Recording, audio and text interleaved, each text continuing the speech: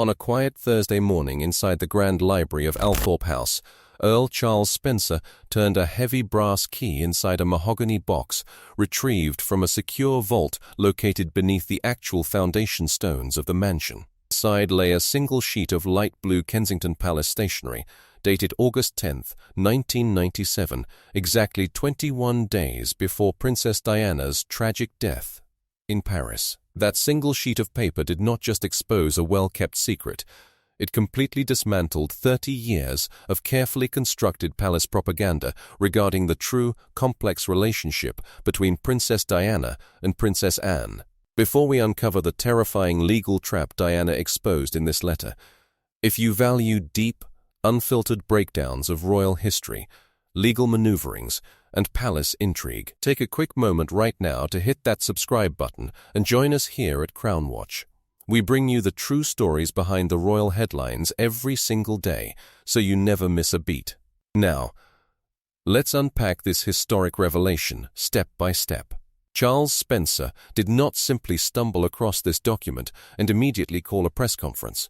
For 48 full hours prior to any public announcement, a senior forensic document examiner from the London Probate Archives conducted exhaustive testing inside Althorp House. Wearing white cotton archivist gloves, experts analyzed the ink pressure, stroke drag, paper fibers, and rollerball consistency of Diana's signature against hundreds of verified manuscripts stored within the Spencer family repository.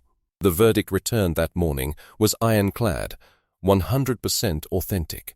There was no room for ambiguity. For nearly 3 decades, royal biographers, palace commentators, and mainstream press outlets pushed a very specific, deliberate narrative that Diana, the fashion-obsessed, emotionally expressive, media-savvy celebrity princess, and Princess Anne, the no-nonsense, rural traditionalist devoted strictly to duty and equestrian pursuits, were bitter royal rivals who avoided each other behind closed doors. The public was told they had nothing in common and maintained a cold, distant relationship. This letter proves that narrative was entirely false. During the absolute darkest period of her marital separation, when the traditional aristocracy had closed ranks against her and senior courtiers actively sought to marginalize her public role, Diana turned to Princess Anne not as a distant royal relative, but as her primary source of guidance, protection, and institutional leverage inside the House of Windsor. And the intimate, vulnerable way she addressed her simply as Anne, completely stripping away all formal aristocratic titles and protocol, exposed a deep bond of trust that sent immediate, severe shockwaves through the corridors of Buckingham Palace. To grasp the true danger and weight of this document, you have to understand the extraordinary lengths Diana went to in order to ensure its delivery. In August 1997, Diana was acutely aware that her official mail, phone lines, and formal correspondence inside Kensington Palace were under heavy surveillance by senior courtiers and internal security officials. She knew that if she routed a letter to the Princess Royal through the standard royal dispatch channels, the Central Palace Secretariat would intercept it, log it, and likely block it from ever reaching its destination. So Diana deployed a covert, informal postal network utilized by younger members of the high aristocracy to bypass senior courtiers entirely. She instructed her most trusted personal chauffeur to take the sealed light blue envelope, drive it directly through the night to Gatcombe Park Princess Anne's private estate in Gloucestershire, and deliver it by hand to Anne's headgroom at the equestrian stables under strict orders of absolute confidentiality. The letter bypassed every palace screening officer, every private secretary, and every administrative checkpoint. It landed directly on Princess Anne's desk without the Central Palace machinery ever realizing it existed. What was written across that light blue stationery sent the palace legal team into a state of absolute panic when Charles Spencer's solicitors delivered a high-resolution courtesy copy to Clarence House. Diana wrote that just 48 hours before sitting down at her desk, a trusted whistleblower inside the palace registry office had leaked a confidential administrative file directly to her. That file detailed a coordinated, systematic strategy being drafted by senior court officials to alter and downgrade her global security arrangements. It was an operational pressure campaign designed to reduce her personal protection detail to a minimum level, calculated to make her feel vulnerable and force her into surrendering her independent media operations and international charitable initiatives. Diana explicitly used a chilling phrase to describe what she was facing: an administrative trap. She exposed that palace solicitors were quietly preparing legal mechanisms under an ancient clause of the Royal Marriages Act of 1772. The ultimate objective was to assert the sovereign's overriding legal prerogative to claim exclusive custody over Prince William and Prince Harry. This would effectively strip Diana of her parental authority, her residence rights, and her daily influence over her son's education and upbringing once they reached their teenage years. Diana was not writing an emotional letter about personal grievances or travel arrangements. She was writing a precise, urgent plea to protect her children from what she described as a cold, corporate board of directors running the central royal household courtiers, who viewed young Prince William and Prince Harry as functional pieces of state machinery, rather than developing human beings in need of genuine maternal affection. Forensic examiners noted that the reverse side of the manuscript was covered in meticulous corrections, where Diana had scratched out initial emotional phrasing and replaced it with sharp, legally grounded language. She was deliberately building an unassailable record. She begged Anne to look past years of manufactured media gossip that had been deliberately fed to the press to divide them. Diana stated clearly that she chose Anne because Anne was the only member of the entire Windsor household who possessed the raw courage, moral authority, and unyielding strength to look a reigning monarch in the eye and defend the basic human rights of a mother. She asked Anne to stand as an impenetrable emotional and legal wall between her boys and the traditionalists who wanted to mold them into distant, unfeeling symbols of the state. Then came the specific detail that caused frantic, late-night emergency meetings inside the palace legal division on Thursday morning. On page 2 of the letter, Diana explicitly referenced a secret personal repository containing over 200 original letters, private diary entries, audio notes, and legal memorandums dating from her school days through her intense marital separation. She informed Anne that she had stashed this entire archive completely outside royal jurisdiction, allegedly secured inside a private legal vault near Fleet Street. Diana left explicit, binding instructions with her personal trustees. If the central administration ever attempted to execute the administrative trap, enforce the 1772 Royal Marriages Act, or restrict her access to William and Harry following the upcoming 1997 autumn school term, the entire 200-document repository was to be released immediately to international news networks. It was her ultimate institutional insurance policy against palace censorship. When Diana tragically died just 21 days later in Paris, Princess Anne was left holding a document of explosive constitutional power.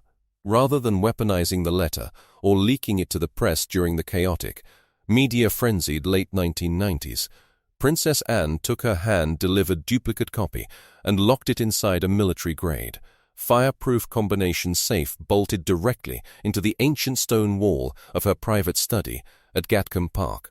She hid it beneath layers of equestrian breeding records, estate land titles, and private family papers. For 30 full years, through explosive tell-all books, leaked phone tapes, public feuds, and international television documentaries, Princess Anne never uttered a single word about the letter.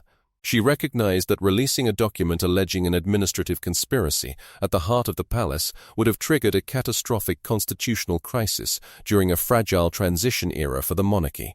It would have irreparably damaged the institution and inflicted profound trauma on her young nephews, William and Harry.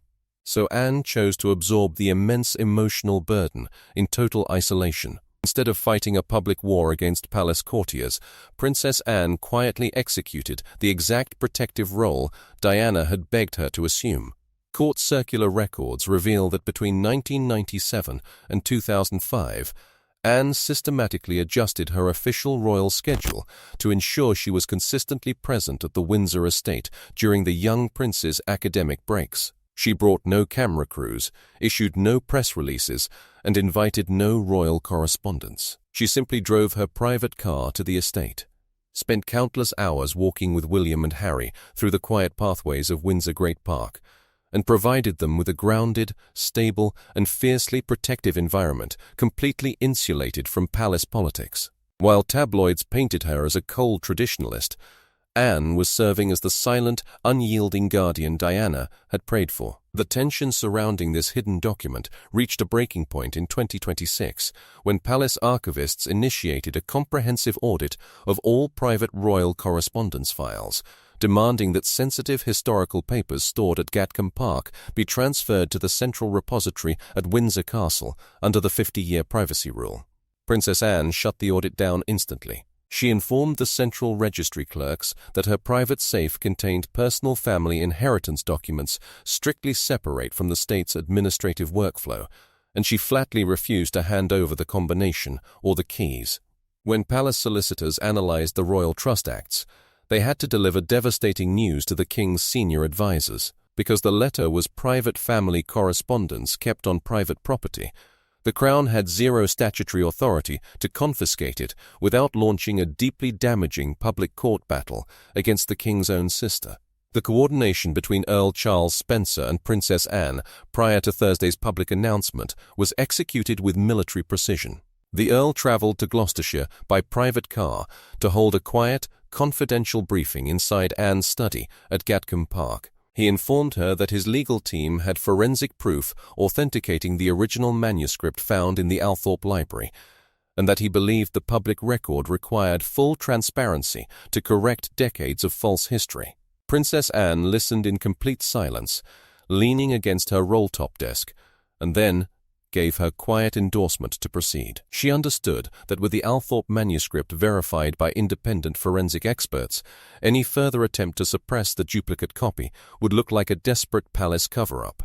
That afternoon, her private safe was opened. Her solicitors cross-referenced the duplicate text against the original and verified a 100% exact match. The reaction inside Buckingham Palace when news broke was described as total administrative chaos. Over 300 individual computers across the palace network simultaneously accessed the high-resolution digital scans uploaded to the press server. Routine administrative workflows, diplomatic scheduling, and press briefings ground to a complete halt.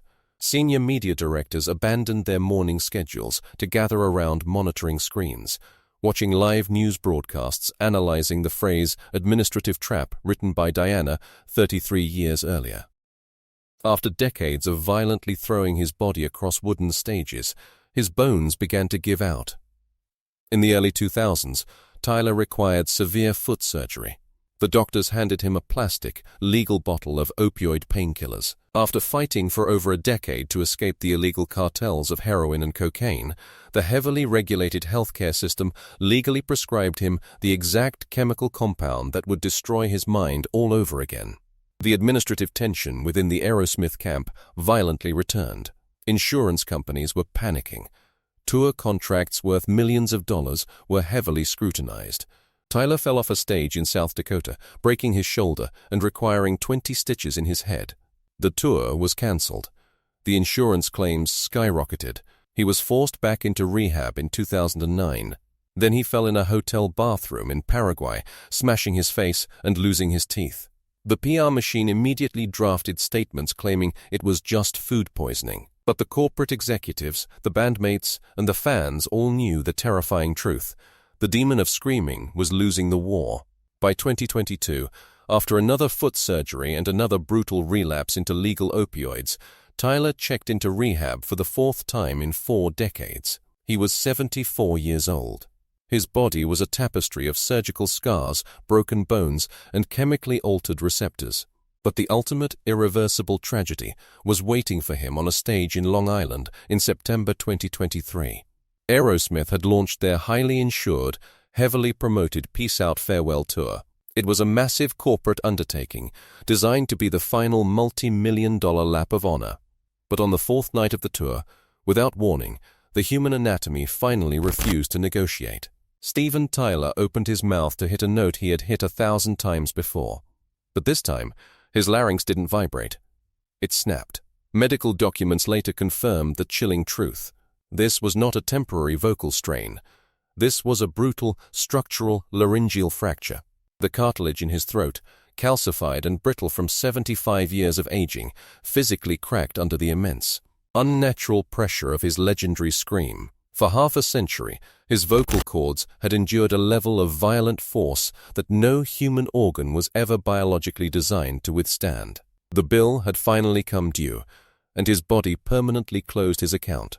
The aftermath was a suffocating nightmare of administrative finality.